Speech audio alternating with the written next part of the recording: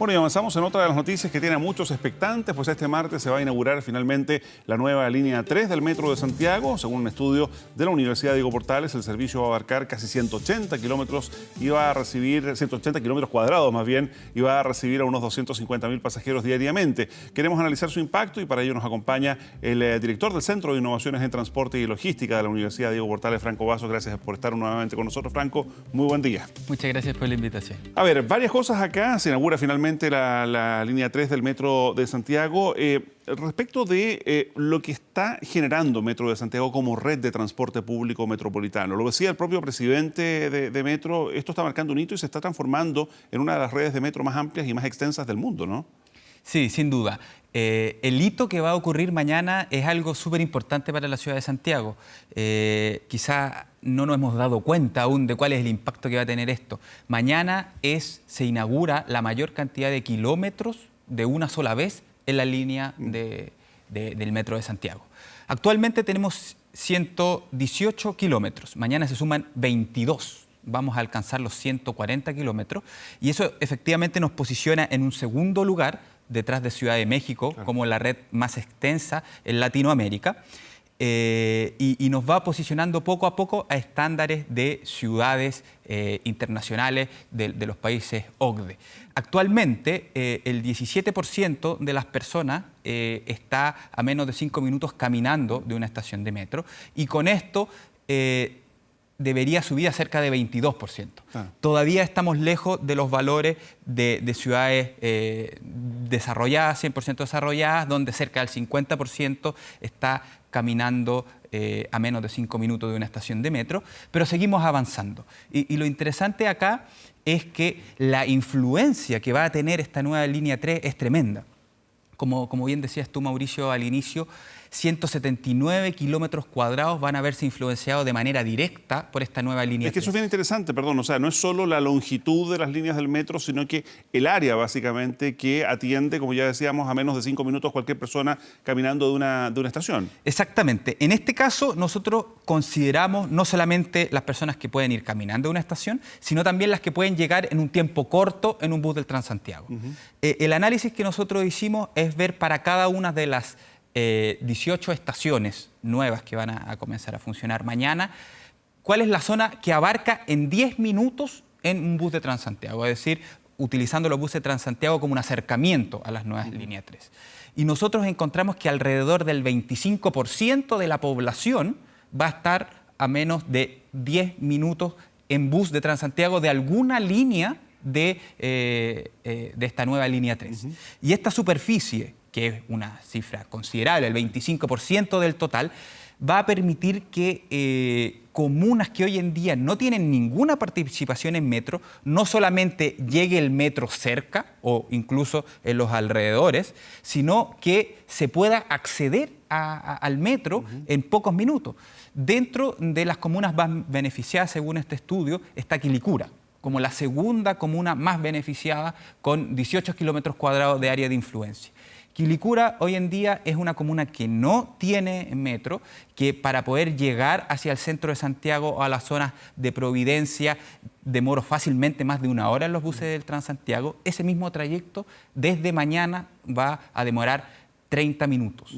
Por lo tanto, es una mejora de un 50%. Y si nosotros sacamos la cuenta, ¿cuánto tiempo a las personas en su casa, la persona que viaja todos los días desde Quilicura, del sectores de Huechuraba, de los Libertadores, a sectores céntricos, van a ser 10 días durante el año? Es decir, las personas están realmente ganando unas nuevas vacaciones y este impacto es un impacto mayor y que tenemos que comenzar a tomarle el peso. En calidad de vida, en horas de sueño, en tiempo con la familia, con los amigos, porque claro, o sea, esta hora de viaje, que en realidad son 2 horas y de vuelta, se acorta a solo una, es 1 hora más de vida al día, en definitiva. Exactamente, y ahí es donde se notan claramente las desigualdades que nosotros tenemos en Santiago. En un estudio anterior que nosotros hicimos en la Universidad Diego Portales, nosotros calculamos que una persona que vive en sectores de La Pintana se tiene que levantar a lo menos 45 minutos antes que una persona que vive en Ñuñoa.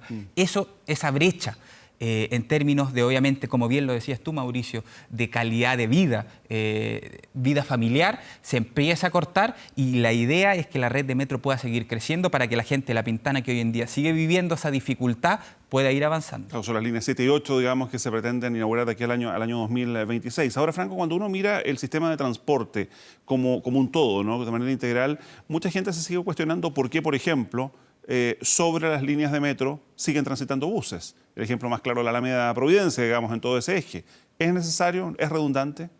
Tiene que haber cierta redundancia en todo sistema de transporte, sobre todo considerando que las estaciones que hay, la distancia que hay entre dos estaciones normalmente tiene que ser más amplia de lo que uno puede requerir. Por lo tanto, hay ciertos puntos en los cuales yo solamente puedo acceder en bus.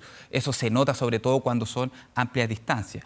Además, hay que tener en consideración que si bien el metro es el eje central del transporte capitalino, los buses siguen siendo tremendamente necesarios. Los buses tienen una cantidad de servicios que cubren 2.900 kilómetros en la ciudad de Santiago. Hoy día tenemos 118, mañana tendremos 140 kilómetros de metro. Por lo tanto, los buses siguen siendo importantes en términos de cubrir la capilaridad que requiere una ciudad, pero también no olvidemos en situaciones como las que ocurren lamentablemente bastante a menudo, fallas de metro, los buses siguen jugando un rol preponderante. Ahora, seamos claros, tiene que haber una reasignación extremadamente importante de los buses. Hoy en día nosotros tenemos un promedio en buses en Punta Mañana de 19 pasajeros por bus. Eso es relativamente bajo. ¿Y qué es lo que está escondiendo esa cifra de 19 pasajeros por bus? Hay servicios que van vacíos y hay servicios que van muy llenos. Entonces, Transantiago tiene que ir adecuándose a esta nueva infraestructura y tiene que ir poniendo los buses donde la gente realmente los necesite. ¿Y en los horarios en que la gente los necesita? Y en los horarios, claro, que la gente los necesita. Ahora, veíamos hace un momento que cada vez que hay un avance también tiene algunos costos esto, y particularmente en el caso de algunos vecinos de La Reina, que tal como ocurrió en su momento con la inauguración de la línea 5, están reclamando vibraciones en sus viviendas. ¿Qué ocurre en situaciones de esta naturaleza en otras partes? ¿Cómo se soluciona esto? Porque evidentemente esto tiene algunas, como llaman los técnicos, externalidades negativas, ¿no? Se debe construir más en profundidad, se debe compensar a esos vecinos. ¿Cómo hacerlo? Lo primero que hay que tener claro es que todos los metros del mundo generan vibración. Esto es un tema ingenieril. Ahora, lo que hay que lograr es que esa vibración no dañe la calidad de vida de las personas o que se minimice lo mayormente posible. En el caso de la línea 6, por ejemplo, inicialmente hubo ciertos problemas con vibraciones. Eso se apaciguó bastante a través de amortiguadores que se colocan en los rieles en ciertas zonas particulares.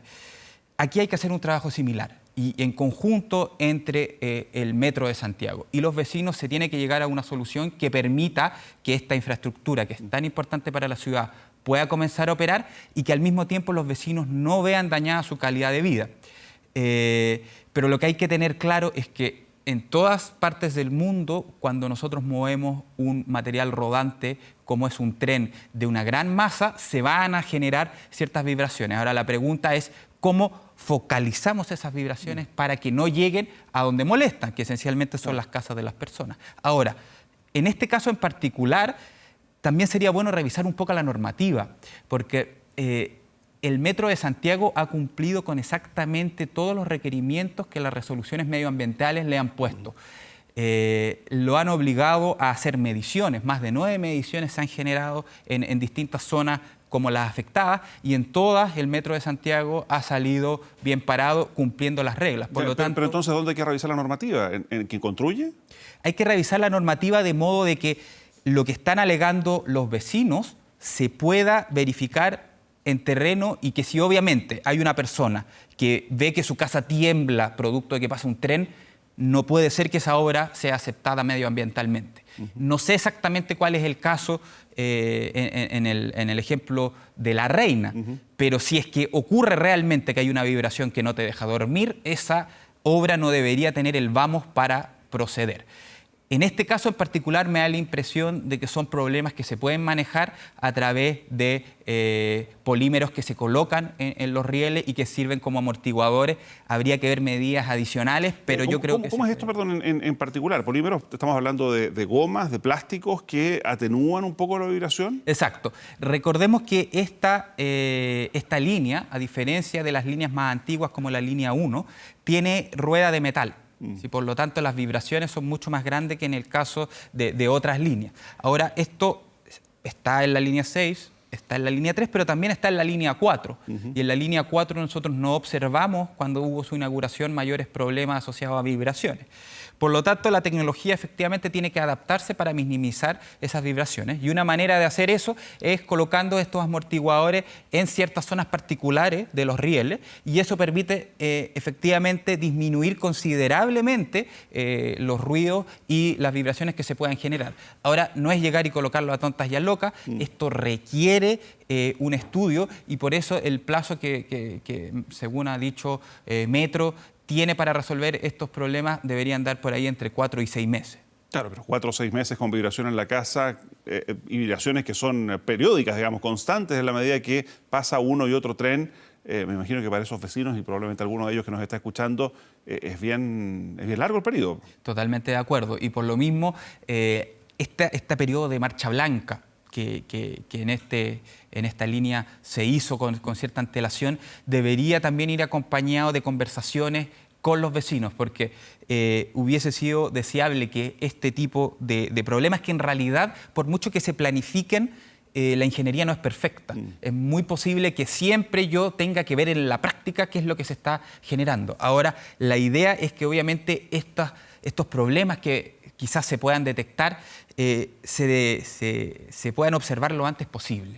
Cosa de que estos tiempos obviamente sean lo más acotados posible, pero yo concuerdo que efectivamente, si es que realmente hay problemas de vibraciones, 4 meses puede ser un periodo demasiado largo y que afecte la calidad de vida. Hay que tratar de acortarlo lo más posible. Correcto. Bueno, hablábamos de la ampliación de esta red de metro aquí en la región metropolitana, y cada vez que uno habla de estos avances, dos terceras partes del país dice, bueno, ¿y cuándo nosotros? Me refiero fundamentalmente a quienes viven en el norte, a quienes viven en el sur, y que ven cómo el transporte público metropolitano sigue avanzando en desmedro, piensan muchos, de lo que está ocurriendo en las regiones de nuestro país. ¿Cómo encontrar allí también un equilibrio?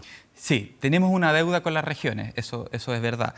Pero obviamente los temas de transporte van creciendo de manera exponencial con respecto a la cantidad de personas que viven en la ciudad. Por lo tanto, los problemas que tenemos nosotros aquí en Santiago no los tiene ni de cerca ninguna otra ciudad en Chile. Por lo tanto, es natural que los principales esfuerzos se coloquen en resolver problemas en Santiago. Eso no quita que no haya problemas en otras ciudades. Por ejemplo, en Valparaíso, hace más de 10 años que está postergándose una licitación para poder proveer de sistemas de buses de una manera competitiva. Hoy en día las negociaciones se suelen hacer 1 a 1, y efectivamente lo que ocurre es que cuando no hay competencia, los precios tienden a subir y la calidad a bajar. Por lo tanto, ha habido una falta de preocupación en Valparaíso, por ejemplo, de parte de todos los gobiernos para poder proveer una licitación. Tenemos interesantes proyectos, eso sí. Ha avanzado el tranvía que debería unir La Serena con Coquimbo, fue declarado de interés público hace ya algunos meses. El teleférico que debería unir Iquique con Alto Hospicio también sigue avanzando. Por lo tanto, hay buenas noticias también para regiones, pero obviamente las dificultades que hay en esa zona son de otra magnitud comparada con las que tenemos aquí en Santiago. Y finalmente, de nuevo, respecto de la red de metro, ya hablábamos de lo que está en desarrollo, ¿no? Las líneas 7 y 8 de aquí al 2026. Después de aquello, y antes de seguir ampliando la red de metro, ¿qué pasa con aquellas líneas que ya en determinadas horas están totalmente saturadas? En otros países se genera una segunda línea en el mismo eje. Por ejemplo, una segunda línea paralela a la línea 1 aquí en la región metropolitana. Sí, la línea 7 tenía justamente como idea generar ese efecto. El anuncio de la línea 7, claro, la línea 7, recordemos, es una que va desde Estoril y que en gran parte va paralela a la línea 1. Y la línea 7 era particularmente importante porque sin esa línea no se hubiese podido anunciar ninguna línea que vaya en el sentido norte-sur. Esencialmente porque la línea 1 está a tope. en periodos punta llega a transportar hasta 40.000 pasajeros por hora sentido, lo que está por sobre o al límite de su capacidad de diseño. Con la línea 7 nosotros vamos a generar nuevamente lo que conversábamos antes, redundancia. Vamos a tener distintas opciones para movernos entre un par de puntos y en caso, por ejemplo, que hubiese una falla, nosotros vamos a tener distintas opciones. Con la línea 8, que va por Macul y La Florida, y con la línea 9, que va por Santa Rosa hacia la Pintana, vamos a generar y a sumar a una mayor cantidad de personas a la red de metro, y eso no hubiese sido posible sin la línea 7, que es muy importante para poder descargar la línea 1. Un efecto también que sería en este caso una externalidad positiva. La línea 3 que se inaugura mañana en un tramo importante va paralela a la línea 1, el tramo Irarrázaval-Mata. Claro. Y eso va a permitir que quizás mucha gente que viene de sectores muy poblados de Puente Alto pueda combinar en Plaza Egaña para ir al centro y no tenga que llegar hasta Tobalaba para llegar al centro. Deberíamos ver en un tramo de la línea 1 una disminución en la cantidad de pasajeros. Hay hacinamientos en ciertas zonas que son preocupantes, superiores a 7 pasajeros por metro cuadrado, y esas cifras tenemos que tratar de ir bajándolas también para mejorar la calidad de vida, no solo afuera de las estaciones, sino también dentro de los propios trenes. Muy bien, pues Franco Basso, muchísimas gracias por habernos acompañado. Muchas gracias por la invitación. Hasta luego.